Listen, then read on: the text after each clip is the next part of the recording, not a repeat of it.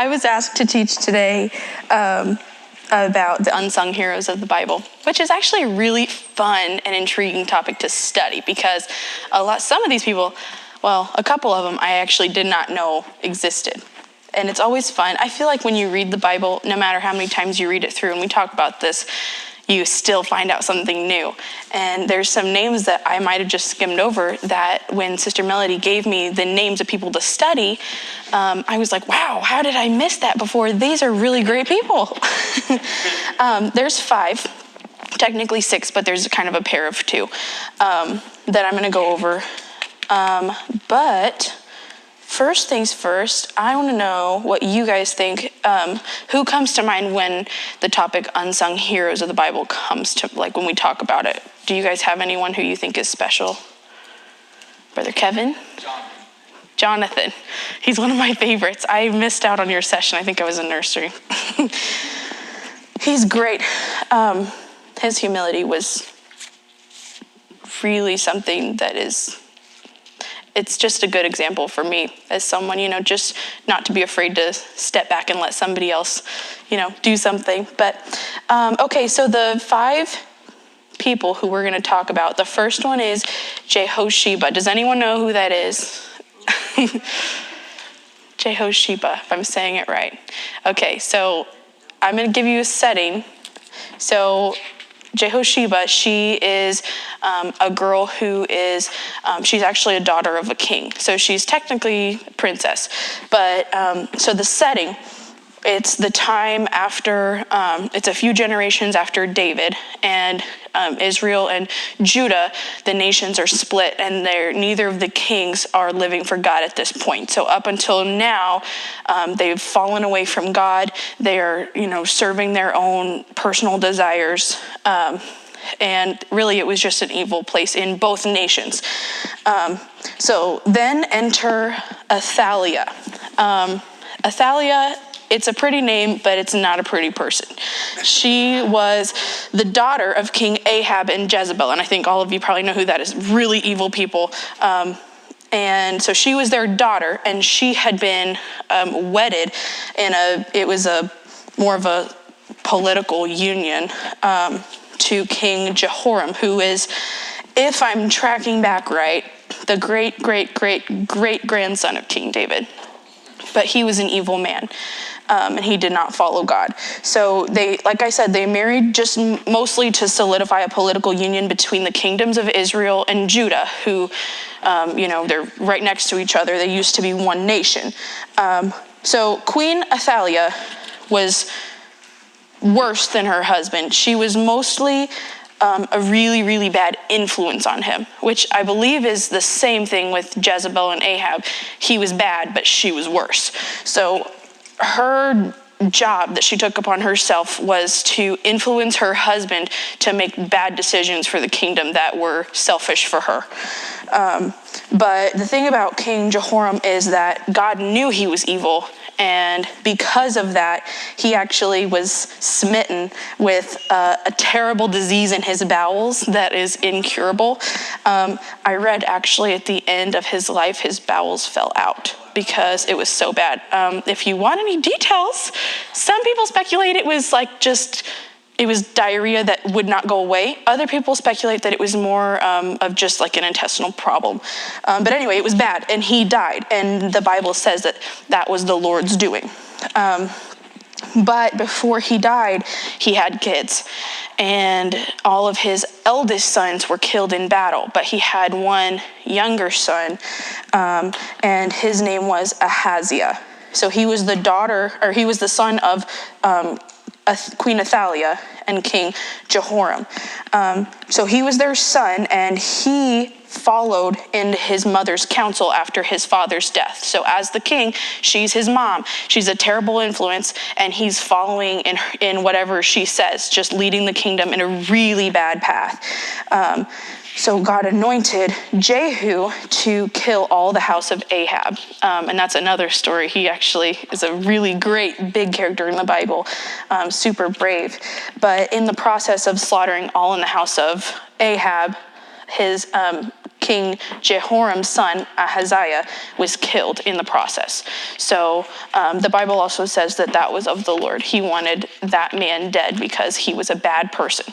So there was also one other child of King Jehoram that is less known, and her name is Jehosheba. So she's the daughter of King Jehoram, but the thing about her, she's different from the rest of her family, because instead of being easily swayed by her mom, or some people say it might have actually been her stepmom's influence, she wanted to live holy for God. So Jehosheba married a priest, and so she is living a holy lifestyle and is holy to God, but she was the only one in her family to do so. So that brings us, I'm going to go ahead and just read. It's in 2 Chronicles, and the chapter is 22, and it's kind of a long reading. I actually have a lot of reading today. You guys are going to love it. So it's 2 Chronicles chapter 22, verse 10 through 23. So it says, "But when Athaliah, the mother of Ahaziah," so that's the evil queen, "saw that her son was dead, she arose and destroyed all the seed royal of the house of Judah." So her big goal was, now that my husband is dead and now that my son is dead, I still want to have a grasp on what's going on in this kingdom. I still want to have my place to be able to help make all of these decisions. So I'm going to kill all of my grandkids and all of those who would be a threat and who would maybe rise up in the kingdom as a king and not listen to my influence. And that's exactly what she did. She killed every single one of the descendants who should have been, who should have risen up to be king when it came to be their time of age, except for one. And that is where Jehosheba comes in. So she knew, I guess I can finish reading. So let's see. Okay, so that's verse 11. So, "But Jehosheba, the daughter of the king, took Joash, the son of Ahaziah, and stole him from among the king's sons that were slain, and put him and his nurse in a bedchamber. So Jehosheba, the daughter of King Jehoram, the wife of Jehoiada the priest, for she was the sister of Ahaziah, hid him from Athaliah, so that she slew him not. And he was with them, hid in the house of God, 6 years, and Athaliah reigned over the land." So for 6 years. So she is this super brave woman, the priest's wife, living a holy life, and she sees what's going on. And something rises up in Jehosheba, and she realizes, no, this is not right. She can't kill the descendants. These are the rightful heirs to the throne of David. These are the descendants that God meant to be the king. And so because of that, what I seem to understand is that Jehosheba would not have been killed because she was a daughter, not a son. She could not take the throne. So she would have been completely safe. She could have kept on living her life. Her husband would remain alive. Her sons would grow up and do whatever they were already going to do. It was not going to harm her to just let things be. It didn't impact her. But the thing about her is she understood that there was someone trying to cause harm in something that was God's plan. And something rose up in her that said, no, I'm not letting that happen. I am not okay with that. So the problem was, if she was found out, she would be killed. Very likely she would have been killed. And probably that would have been something that would have carried over possibly her husband. It was a very dangerous mission, but she knew that there was something bigger than herself that she had to fight for. So what she did was she stood for justice, and she stole her brother. So it was actually her nephew. She stole her little nephew and took him with her and hid him in a room in the house of God for 6 years, and kept him. And it goes on to say, so after the 6 years, this is chapter 23, verse 1. In the 7th year, Jehoiada strengthened himself and took the captains of hundreds, Azariah the son of Jehoram, and Ishmael the son of Jehohanan, and Azariah the son of Obed, and Messiah the son of Adiah, and Elishaphat the son of Zichri into covenant with him. And they went about into Judah and gathered the Levites out of all the cities of Judah and the chief of the fathers of Israel, and they came to Jerusalem. And the congregation made a covenant with the king in the house of God. And he said unto them, Behold, the king's son shall reign, as the Lord hath said, of the kings of the sons of David. So once he was strengthened, once he was old enough, they got a whole clan of people behind them, and they went and they said, this is the rightful king. This is the rightful man who should rule as a son of David. And so it said, this is the thing that ye shall do. A third part of you entering on the Sabbath of the priests and of the Levites shall be porters of the door, and a third part shall be at the king's house, and a third part at the gate of the foundation, and all the people shall be in the courts of the house of the Lord. But let none come into the house of the Lord save the priests, and they that minister of the Levites, they shall go in. And so it goes on to say that all of these things were carried out, and eventually Joash was made king over Judah, and Queen Athaliah was killed. So that was a dangerous mission, but it worked. And her story is really special to me specifically, because it spoke to me because I think that in the world today, there's so much about everyone just let's take care of our own problems, and let's all make it a mission to see our own stuff, like let's get our own wealth, let's build up our wealth, let's get nice cars for ourselves. It's all for us, and everyone's kind of secluding themselves. And she was not willing to say, just because this doesn't impact me doesn't mean it doesn't matter. To her, it mattered because it was something that was a sin against God. And she had the courage to say, no, I'm not doing that. We're putting a stop to it. And so Jehoshaphat was one of my favorite characters in the Bible. So moving on, the next person is Joseph of Arimathea. You guys, he's probably a little more familiar. But I saw something new reading about him today that I had not seen before. I thought that was interesting.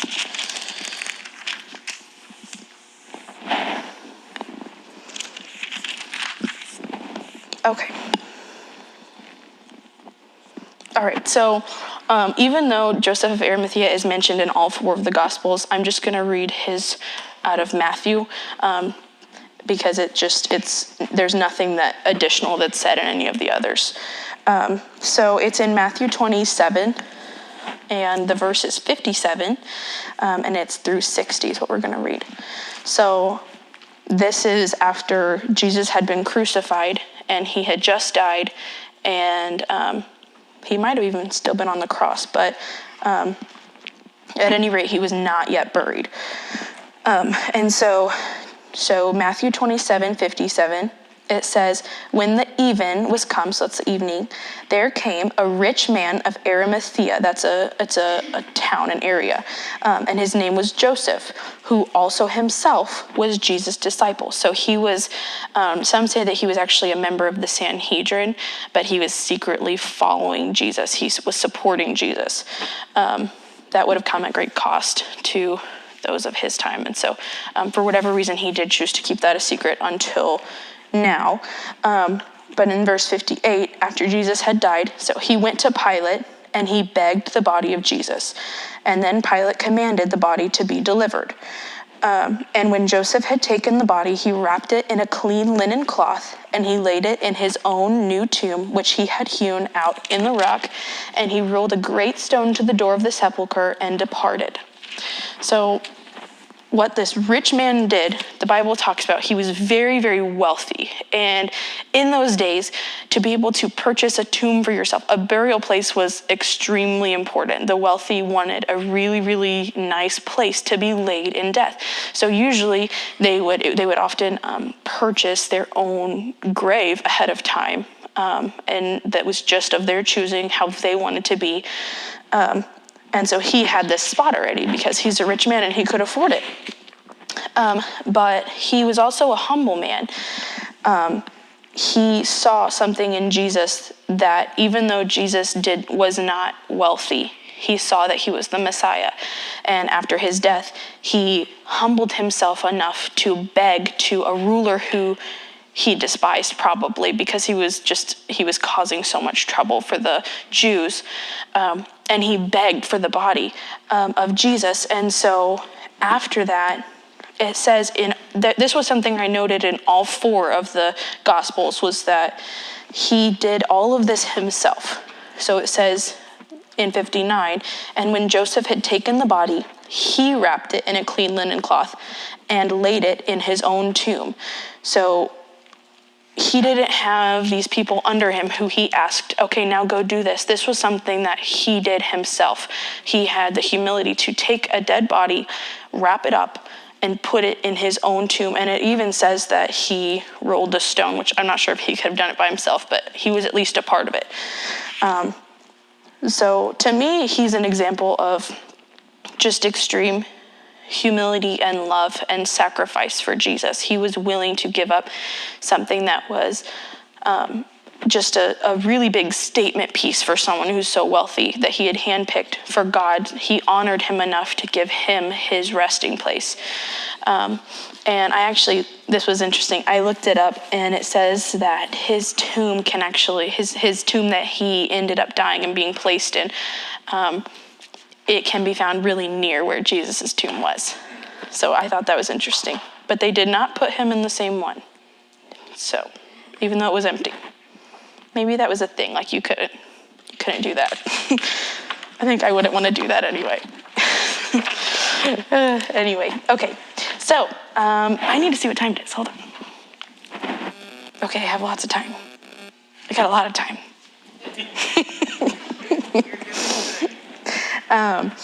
So the next one is,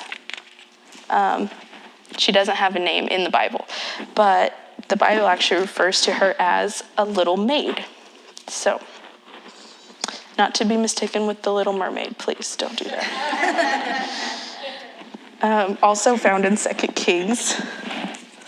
A lot of these are in Kings, actually.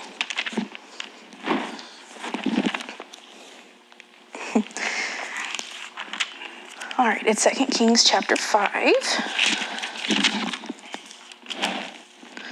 And it is verse 1 through 14. I told you guys I was going to read a lot. Sorry. Okay, so it says, now Naaman, captain of the host of the king of Syria, was a great man with his master, and honorable, because by him the Lord had given deliverance unto Syria. He was also a mighty man in valor. So he was a big old shredded dude. He killed a bunch of people. But he was a leper. And the Syrians had gone out by companies and had brought away captive out of the land of Israel a little maid. So she was stolen out of her homeland and brought to be a servant. And she waited on Naaman's wife. She served Naaman's wife. That was her whole job. And she said unto her mistress, would God, my Lord, were with the prophet that is in Samaria, for he would recover him from his leprosy. So that's Old English, but what it's saying is, man, I wish that Naaman could just go to this guy I know from my homeland, because he could heal him of his leprosy. And so it says, one went in and told his Lord. So he told Naaman, saying, thus and thus said the maid that is of the land of Israel. So this girl said this, Naaman. And the king of Syria said, go, and I will send a letter unto the king of Israel. So the king of Syria is going to send a letter to the king of Israel saying, hey, can I send this guy over to you? He's got leprosy. We heard there's somebody there who can do something about it. So he departed, and he took with him 10 talents of silver and 6,000 pieces of gold and 10 changes of raiment. He took with him a lot of stuff. He was an overpacker. Man. And so verse 6, it says, and he brought the letter to the king of Israel, saying, now when this letter is come unto thee, behold, I have therewith sent Naaman my servant to thee, that thou mayest recover him of his leprosy. So he sent him to the king. He gets this letter, the king of Israel, and it reads, by the way, here's Naaman. He's a really fierce, tough, strong guy. I sent him to you so that you could heal him of his leprosy. The problem was there was no cure for leprosy at that time. So there was a predicament. And so in verse 7 it says, and it came to pass when the king of Israel had read the letter that he rent his clothes, which was something they did a lot back then. And he said, am I God to kill and to make alive, that this man doth send unto me to recover a man of his leprosy? Wherefore consider, I pray you, and see how he seeketh a quarrel against me. He's saying, this guy's trying to pick a fight. I don't know how to cure leprosy. What was he thinking? So in verse 8, it says, and it was so, when Elisha the man of God had heard that the king of Israel had rent his clothes, that he sent to the king, saying, wherefore hast thou rent thy clothes? Let him come now to me, and he shall know that there is a prophet in Israel. So that's Elisha, the prophet. That's who the little maid was talking about. And the king didn't know, and Naaman probably didn't even know, but God knew, and he brought it about at the little maid's word that was what was going to happen. And so it goes on to talk about, I can read it. It says, verse 9, so Naaman came with his horses and with his chariot and stood at the door of the house of Elisha. And Elisha sent a messenger unto him, saying, go and wash in Jordan 7 times, and thy flesh shall come again to thee, and thou shalt be clean. But Naaman was wroth and went away and said, behold, I thought he will surely come out to me and stand and call on the name of the Lord his God and strike his hand over the place and recover the leper. Are not Abana and Parphor, rivers of Damascus, better than all the waters of Israel? May I not wash in them and be clean? So he turned away and went away in a rage. So he's got a little bit of a pride problem going on.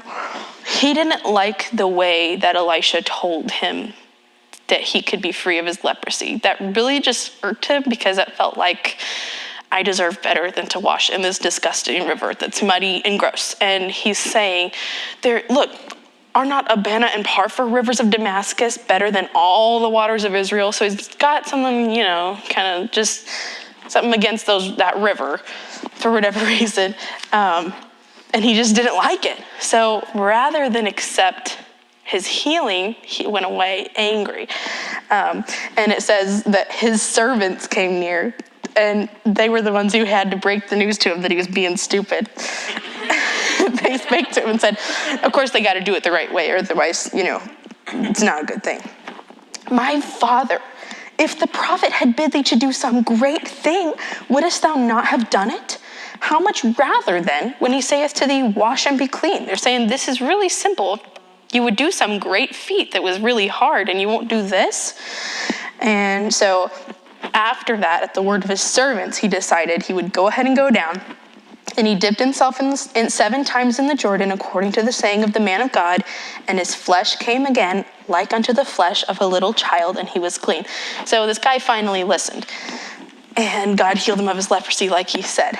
But the real hero of the story, because Naaman would have remained a leper forever, for all of his might, all of his valor, if it hadn't been for that servant, the little maid, who mentioned to him something that might have been scary to say, because first of all, she's just a servant. And even though it got to him through some other people, she still first had to speak it to Naaman's wife, who probably had pretty considerable power as well to be able to say what was going to happen to this girl. But the thing is, and we have to remember, she did not belong there. She was living in Syria, but she was an Israelite. She was a chosen Israelite of God. She was somewhere where she did not belong, living in the household of a Syrian, but even though she was taken away and she had all of these things stacked against her, she had to be a servant. She remembered her God. And in Naaman's time of need, she spoke up when she needed to. And that takes a lot of courage. Even if there's no imminent threat, it still takes courage to speak your testimony to someone. And she was out of place. She could have held resentment for being out of place and decided, no, this guy can keep on being a leper. What am I even doing here? But instead, she chose to share her testimony. And because of that, God performed a miracle in Naaman. And it was probably a lesson for him also in humility. And there's a reason why those things are in the Bible. Every story that's in the Bible is there for a reason. And it could be that, Naaman can be a lesson to some, but to others, this girl who spoke up, she could be a lesson, to have the courage to share your testimony when it's time to share it, and don't be afraid. So, next one. I really did not know who this was. I didn't know who Huldah was until I was asked to speak about her. But she was a prophetess. And I'm going to have to find. We're in 2 Kings again. I'm telling you, all these are in 2 Kings.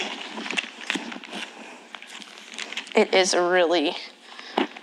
full of good stuff. Easy to miss a lot in 2 Kings. So it's 2 Kings chapter 22.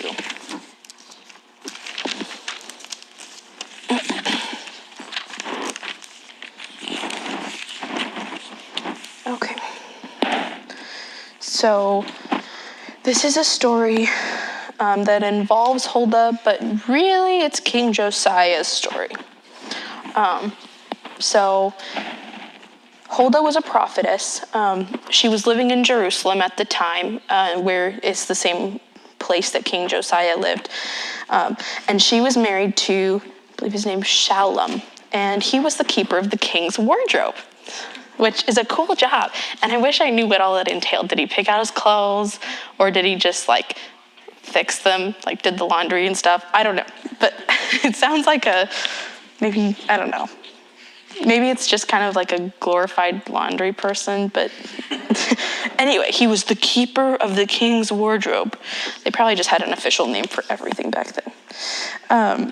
But King Josiah is a big part of the story. So he was the son of a wicked king, and even his grandfather had been wicked. And even though they were kings that were under the lineage of King David, who was a man after God's own heart, they were wicked. But King Josiah, he was appointed to be king at age 8 after his father was assassinated. So he became king at 8 years old. But even still, from the time that he became king, he had purposed in his heart that he would do his best to follow God. But a lot of the laws and things that they had followed before had kind of just been lost in time. As these kings did not honor them, they just weren't something that was widely known. All of these rules that God had in the book of the law. And so even though he had purpose in his heart to follow God, he didn't know the full story, but his heart was in the right place. So what happened was King Josiah decided that he was going to repair the temple that had been destroyed. And so in the midst of all of those repairs that he had called to happen, the book of the law was discovered. This was the law that they were all supposed to follow as Israelites. And so someone who was in there brought it to King Josiah and read it to him. And so that's when we're going to do our reading. So it's 2 Kings 22. And it's not a long chapter, and I wrote down to read the whole thing. So, okay, so starting with verse 1. Josiah was 8 years old when he began to reign, and he reigned 31 years in Jerusalem. And his mother's name was Jedidah, it's kind of a weird name, the daughter of Adiah of Boscath. And he did that which was right in the sight of the Lord, and walked in all the way of David his father, and turned not aside to the right hand or to the left.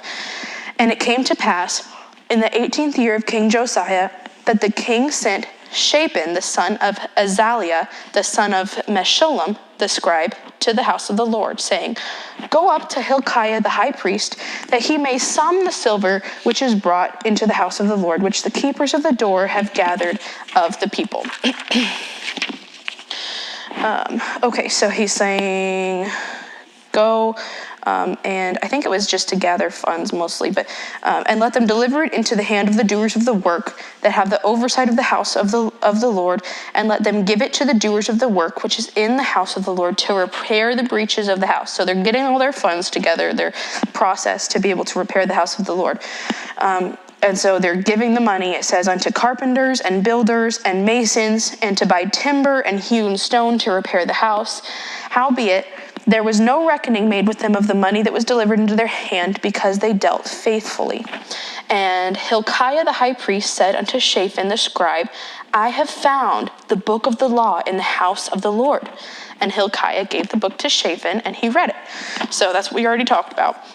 Verse 9, Shaphan the scribe came to the king and brought the king word again and said, Thy servants have gathered the money that was found in the house, and have delivered it unto the hand of them that do the work, and have the oversight of the house of the Lord. So he's got to say his whole thing first. By the way, what you said to happen, happened, king. We gave them the money. They're going to do all the repairs. And Shaphan the scribe showed the king, saying, Hilkiah the priest hath delivered me a book. And Shaphan read it before the king. And it came to pass, when the king had heard the words of the book of the law, that he rent his clothes. That's something they did when they were just absolutely horrified, or when something awful happened. And the king commanded Hilkiah the priest, Ahikam, the son of Shaphan, and Achbor, the son of Micaiah, and Shaphan the scribe, and Asaiah, a servant of the king's, saying, Go ye, inquire of the Lord for me, and for all the people, and for all Judah, concerning the words of this book that is found. For great is the wrath of the Lord that is kindled against us, because our fathers have not hearkened unto the words of this book, to do according unto all that which is written concerning us. So this book is read to him, and he absolutely panics, because he realizes that for all of his desire to do what was right and all of his heart being in the right place, that it was not enough, because this book had it laid out what was required of them. So he's absolutely horrified. So he quickly sent his priest and his scribe on a mission. They were to seek God about the matter. So their job was to go and figure out what God had to say about all of this, because they were the priest, and come back and tell the king. This was before the time that God just spoke to individuals one-on-one like he does these nowadays. And so enter Huldah.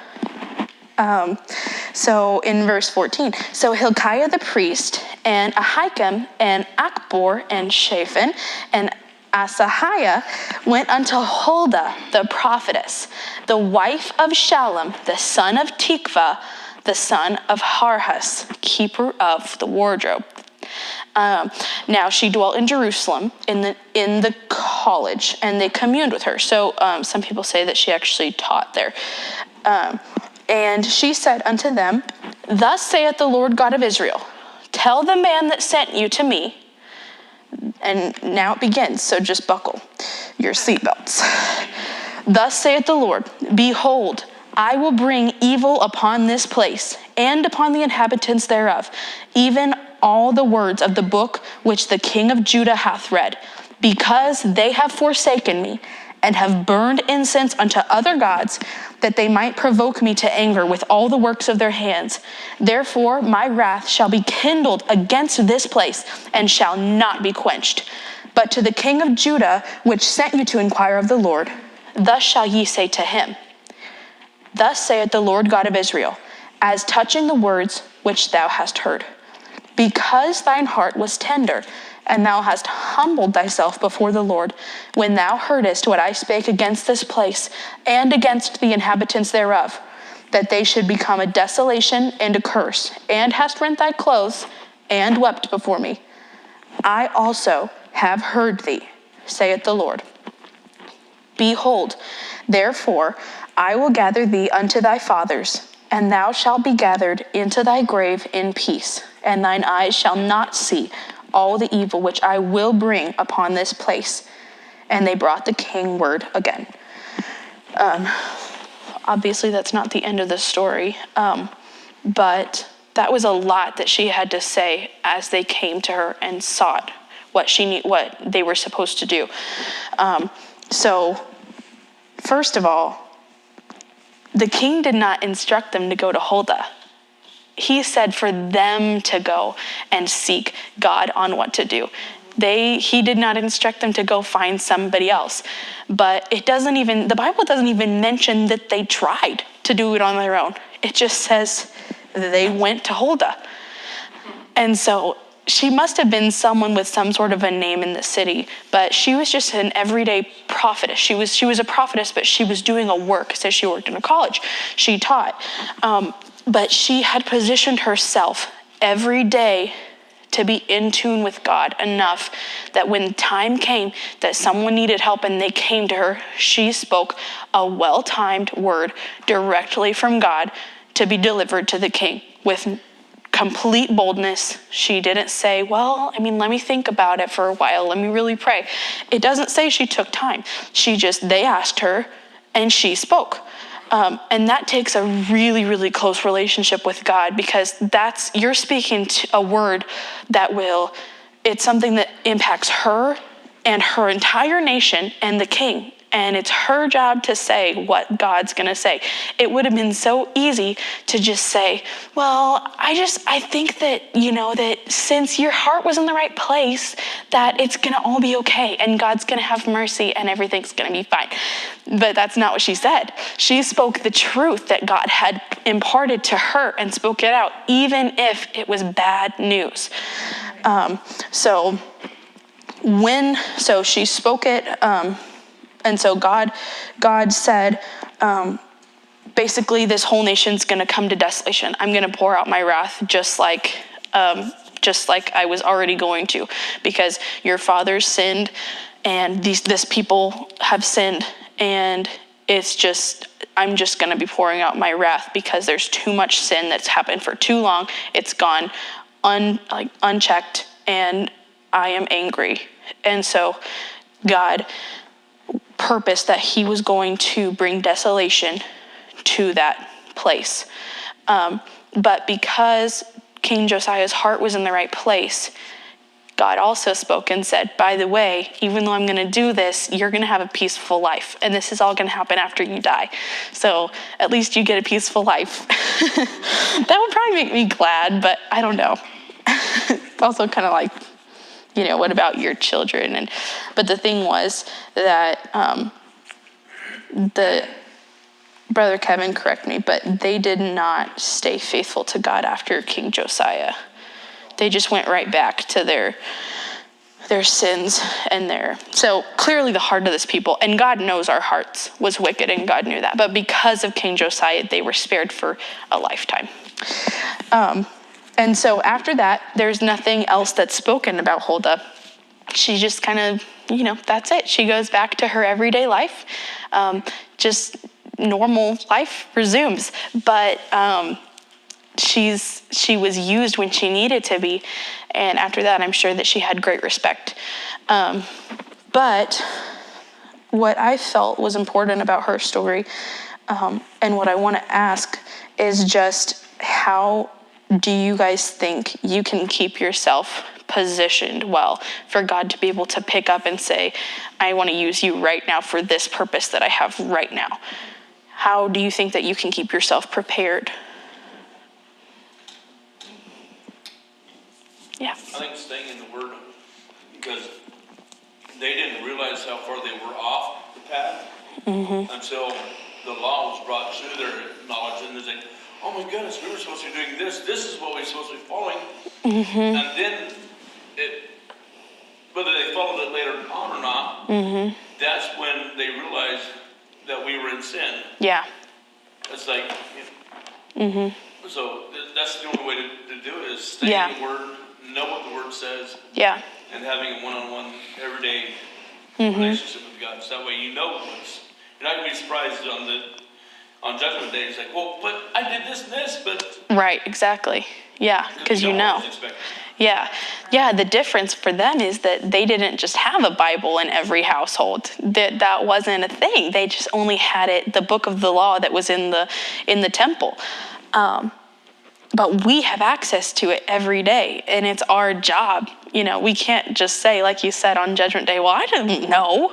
Well, it was right there in the Bible. Yeah. Okay, does anybody else have any thoughts? Well, the daily walk with the Lord as well, because you can always pray if you really want to know what God wants you to know, and seek his face, he will show you. Jeremy has told me about a grandmother who couldn't read. No. And at night, God would give it to her, and the next day she could read scripture. Oh, wow. And so, My great-grandmother, yeah. she never knew how to read, she never knew how to read. She never went to school. But when she became a Christian, she had a strong desire, God, help me to be able to read your word. And at night, she would read in her sleep. She would read that she was reading the Bible. And in the morning, when she'd wake up, she could read what she read in her dream. Oh, wow. She could read that, but she couldn't read anything else. Oh, wow. The next night, she went to sleep again, and she dreamed that she read so much. And then the next morning, she could read just what she had dreamed the night before. Wow. It goes back to, ask God what you want. Yeah. So Wow. if you don't know, God, you're a young Christian, and I don't know. I'm trying to learn your word, and I don't know where to start. God will help you to start. You can ask your elders, you can ask your Sunday school teacher, but also ask God. Yeah. He will help you and say, we'll start here. Yeah, for sure. Here. Absolutely. That's a really crazy story. I've never heard anything like that before. Wow. Yeah. Yeah, that's an awesome testimony. Is there anything else that anybody thinks would be something that would help? Brittany? I would say it goes beyond just trying to read the Bible, because when you read things in the Bible, you're not going to understand it. There are things you're not going to understand. So it's more than just reading it, but whenever you don't understand things, instead of skipping it, like seeking out, like find a pastor, find someone that can explain it to you, because it kind of goes back to, well, I didn't know. Well, you could have asked. Yeah, for sure. Seeking counsel. And that's what, King Josiah did. Even though he had the word, he said, guys, like priests, can you go seek God about this? So that's a really great point too. Yeah. Okay.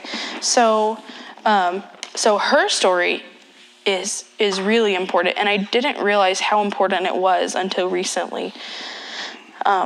But just being able to, having yourself just ready every single day that when the time comes, God can use you. Okay, and then the last one that I have, and I really didn't know who these people were. I know I keep saying that, but I have no idea. But these guys are Bezalel and Aholiab. Does anybody know who these people are? You know who they are? Wow. Good job. Okay, so who are they? Tell us while I find this. Oh, my word.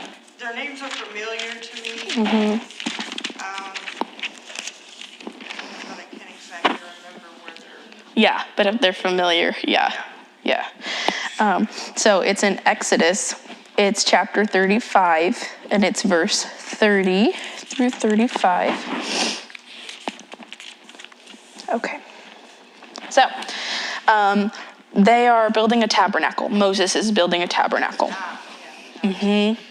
And so in verse 30 of Exodus 36, it says, "And Moses said unto the children of Israel, See, the Lord hath called by name Bezalel the son of Uri, the son of Hur, of the tribe of Judah. And he hath filled him with the Spirit of God in wisdom and in understanding and in knowledge and in all manner of workmanship." So this guy is filled with the Spirit, and he has been given by God. I didn't even think about this before, but did you know that God can impart skill, intelligence, and knowledge in all crafts? Because that's what he gave Bezalel. He was good at everything, jack of all trades. That's just what he did. And so in verse 32, it says, "And to devise curious works, so creative things, to work in gold and in silver and in brass, and in the cutting of stones, to set them, and in carving of wood, to make any manner of cunning work. And he hath put in his heart that he may teach both he and Aholiab the son of Ahisamach of the tribe of Dan. Them hath he filled with wisdom of heart to work all manner of work of the engraver and of the cunning workman and of the embroiderer in blue and in purple, in scarlet and in fine linen, and of the weaver, even of them that do any work, and of those that devise cunning work. These guys could pretty much just do anything. They're, like I said, jacks of all trades. And it was actually something that God imparted. So he gave them the skill and all of that, which is so crazy to me that God can just give you that skill and intelligence to do it, and creativity. Because I guess in my head, what you're given with is kind of what you're given with. You know, that's the cards you were drawn when you were born. But he gave them intelligence. I would love some more intelligence. So Moses says, these guys can do it all, and they're the ones who are going to teach all these other people how to do all this work, because we're going to build the tabernacle. And so then in Exodus, in the next chapter, Exodus chapter 36, verse 1 through 3, then wrought Bezaleel and Aholiab and every wise-hearted man in whom the Lord put wisdom and understanding to know how to work all manner of work for the service of the sanctuary, according to all that the Lord had commanded.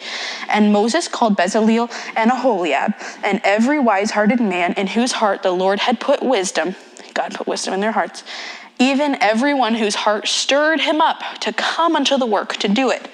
So they gathered everybody who God had put it in their heart they wanted to help. And they received of Moses all the offering which the children of Israel had brought for the work of the service of the sanctuary, to make it withal. And they brought yet unto him free offerings every morning. So we're not going to continue reading, running out of time. But they built the tabernacle. They were just everyday men. They just did their job. That's what they did. They were craftsmen. They did like metalsmith. They were engravers. They worked with weaving, and even it said like different colors of like blue, purple, scarlet, because they would actually really have to work hard to dye them. But they just did everyday work that was asked of them. But when the time came, they worked for God. And it reminded me of some of the men in our church, you know, like just all the working men being so willing always to help out with any project. That's something that God puts in us to do, just being able to help at any point. So, almost out of time, but that's all on them. The last thing that I want to talk about is not a character in the Bible. It's something that Sister Melody asked me to speak about. And I'm going to be quick because I know I'm running out of time. I am out of time, technically. But does everyone here know what a linchpin is? Brother Kevin. If you don't know what it is, look up a picture. Because it's a really seemingly unimportant piece of metal that doesn't really seem like, it's just like, if I were to see one on the ground, I wouldn't pick it up. It's just like, it's a piece of metal. But a linchpin is extremely important. It's used in a very, very large range of heavy-duty equipment, farm equipment, and other things to hold pieces together and keep them running properly. And so I am a new mom, as you guys know. And being a new mom, it's been difficult because there are things that I used to be able to do that now I can't do because I'm taking care of a baby. And when you take care of a baby, he doesn't say thank you. He just cries or goes to sleep. You know, he just is kind of there. He might smile at you, but that's about it. And so it's something that is, at least in this stage, a thankless job. And even if you're not a parent, there's probably a lot of other things that in your world that are thankless jobs. Things that you just do. It's just everyday stuff. It's nothing special. But I actually did go through a season where I was struggling with it. There were things in the church that I could no longer do because I had a child. And just ways that I used to be able to help that now I was unable to help. And I did go through a really hard season of feeling kind of just useless, like what am I even doing? I can't do things because I'm tied down to watching a baby, and what's even my job anymore? Like I'm just kind of sitting here at church and there's nothing I can do. And I went to, this was over probably a couple of months period of time where I was just struggling with the roles that I had. And I went to Christmas in Tennessee. And my uncle is a minister. He's a pastor of a church in Chicago. And every year that I go to family Christmas, it's not something that I expect, but I do look forward to it. He has a word for me. He speaks something that I needed to hear, whether it's encouragement. Up until now, it has been encouragement. As you know, when you're a young teenager, you're about to step into some bigger things in God, and he was just encouraging me. You're anointed. You're doing a great job. God's going to do things, and it's exciting. But this year, I did not hear encouragement. I did hear encouragement, but it was something else. It was masked behind something that felt a little bit like a scolding. And it was really good for me. But he said, while we were having family prayer, which is a practice of ours at Family Christmas, God spoke the word linchpin into my mind about you. And he said it was just clear as a bell, linchpin. And I had no idea what it was. But he called me into a room with Spencer, and he started speaking to me and explaining what it was. A linchpin seems like a small thing. It seems like it's not important. It seems at first glance like maybe it's not serving a big purpose. But if you take any of those heavy machinery and you remove the linchpin, it falls apart and it doesn't work. And it's broken. And he began speaking to me about my life and about my place as a new mom and about my place in the church as things are changing. And he began saying, you are a linchpin, and you need to understand that you are allowing the devil to speak to you and tell you, and you're listening, that you can't do anything because you're too busy, and that you don't have a really big purpose, and that it's not it's not anything that's really making a big impact on the world. But so he told me that, and I was like, oh no, what have I done? But he said, you need to tell yourself every single day when a thought comes into your head that wants to tell you that what you're doing is not important, you need to say, that is not true. What I'm doing is important. And he said, you need to talk yourself out of it right then and there, because it is the enemy trying to speak. And I just wanted to share that because that's something that I'm still working on. But I just wanted to tell everyone here what he had spoken, because I think it is not just for me. I think it's something that I was meant to give to other people. So if you are in your life and you feel like you're just doing everyday things and what you're doing isn't important, it's not making an impact, you're not making any positive changes, things are just moving.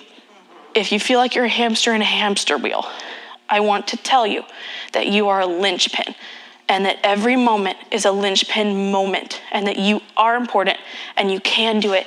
And without you, things could be a lot different in a very, very bad way. If each of you was not here right now, things would fall apart, because you all have a very important role to play in this church and in your families and in God's work. So I just wanted to speak that in closing. And I love all of you. And thank you for listening to me.